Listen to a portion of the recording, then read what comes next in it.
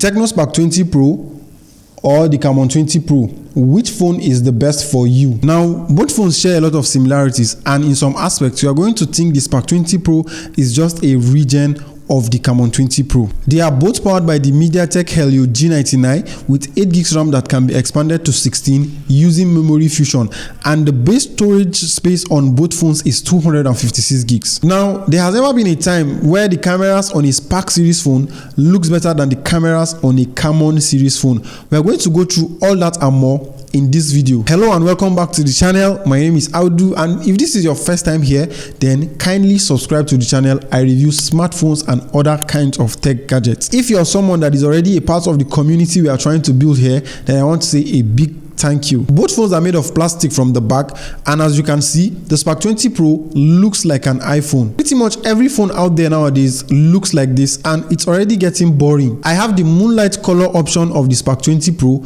and it's slippery in the hand, and you also notice fingerprint stains on the back of the phone. You can see that the Camon 20 Pro has a little bit of character going on there with its unique design, and the black color option that I have with me here shines depending on how the light hits it. There is a blue variant of the Camon 20 Pro out there, and it has a leather finish.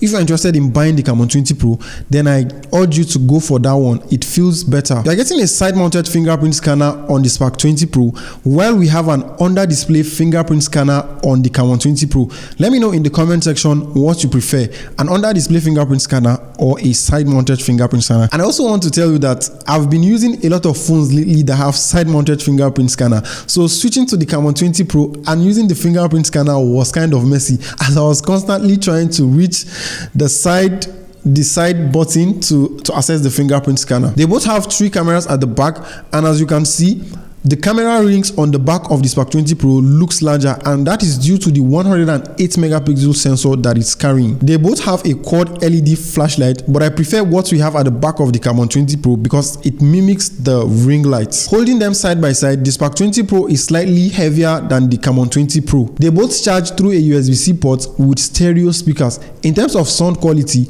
they sound the same, and I'm not going to pick one over another. Both phones support dual 4G SIM cards, and they also have a memory card slot. In terms of design and build quality, I'm going to say that both phones are well built, but when it comes to looks, I'll go with the Camon 20 Pro because it's a little bit different and unique. When you bring it out anywhere, they are going to know that you are holding something different. The iPhone X design that is going around nowadays is just too much.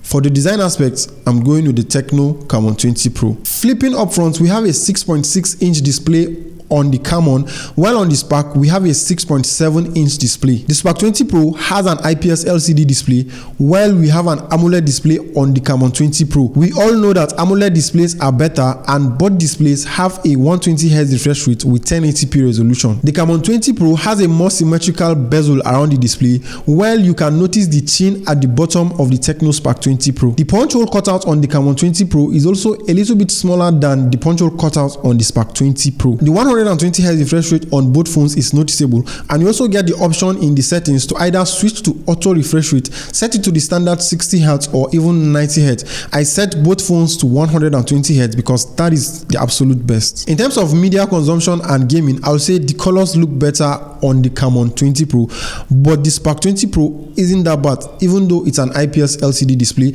As you can see, the colors are obviously better while watching YouTube. We have always on display on the Camon 20 Pro, while we don't have that option on the Spark 20 Pro. You also get tap to wake on both phones. In the display setting of both phones, you get to play with the temperature and style of the display. Even though we have an IPS LCD display on the Camon 20 Pro, I feel that is quite good. Now, when you go outdoors and compare the brightness level of both displays, you're going to see that the Camon 20 Pro has a higher brightness level because it peaks at around 1000 nits. The Spark 20 Pro is also quite decent outdoors. Now, in terms of display, we have to go with the Camon 20 Pro because you're getting an AMOLED, and for that you can't even compare it to the IPS LCD display on the Spark 20 Pro.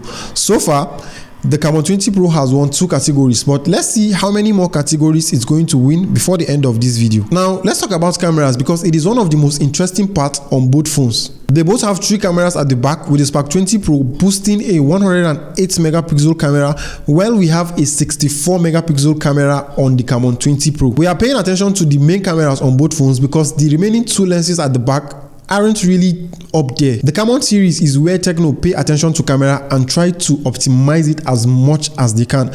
With the Spark 20 Pro coming with a 108 megapixel camera, it only tells you one thing: the camera might be better than the Camon 20 Pro. Let's check out the pictures. They both snap good pictures that can be used for social media, but the larger 108 megapixel lens on the Spark 20 Pro gives you a wider shot. This is the first time that I'm seeing a Spark phone coming close or even going farther than a Camon phone in terms of camera. After comparing a lot of pictures, I just came to agree that you can get good pictures with both phones, but the Spark 20 Pro is a bit better. They both have a 32 megapixel selfie camera, and here are some pictures. Let me know what you think in the comment section. Both phones can also shoot videos at 2K, and we're also going to share footage from both phones so you know how stabilization works on them. They are both running on Android 13, and HiOS 13.5 is the interface on the Spark 20 Pro, while we have HiOS 13 on the Camon 20 Pro.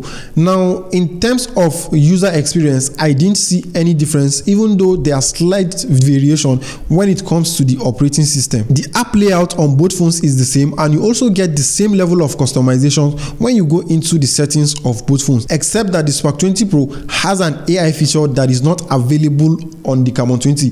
The AI feature on the Spark 20 Pro lets you generate wallpapers by entering text. If you have used any text to image generation tool, then you're going to have a clear idea of how to generate good wallpapers with the Tecno Spark 20 Pro AI feature. They both have floating window with the same amount of bloatware. One thing that I also had to do was that when I got both phones, I had to check and see if there is any software upgrade to make sure both phones are up to date. Both phones are powered by the MediaTek Helio G99 with 8 GB RAM and up to 256 GB storage space. Now, you can increase the RAM to 16 GB using memory fusion on both phones, but personally, I'm not a fan of memory fusion because there is no significant impact if I increase the RAM to 8 GB RAM. The phone level of performance doesn't really change. But I would like to know your experience with memory fusion. Do you think it's something that is really needed? In terms of performance, I can't pick one over the other because they both run demanding games easily. If there might be a reason why you pick one over the other in terms of performance and software, then it might be because of the price, because the Spark 20 Pro costs significantly less than the Camon 20 Pro at the time of making this video. You can also check the description and pinned comment in this video for the latest price of both phones. In all fairness, performance and software is a tie, but when you factor in the price, you just have to agree that the Spark 20 Pro has an edge over the Camon 20 Pro.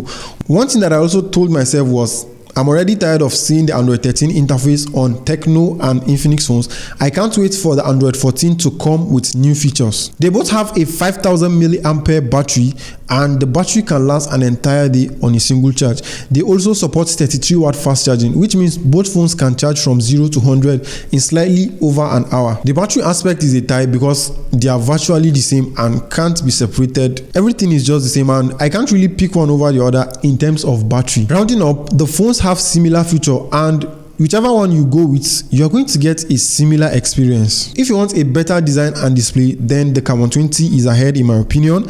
And in terms of camera, the Spark 20 Pro is definitely ahead. Every other thing remains a tie, but I would like to know your opinion of both phones in the comment section. If you made it this far, then a sub to the channel would be highly appreciated, and I'm going to see you in my next video.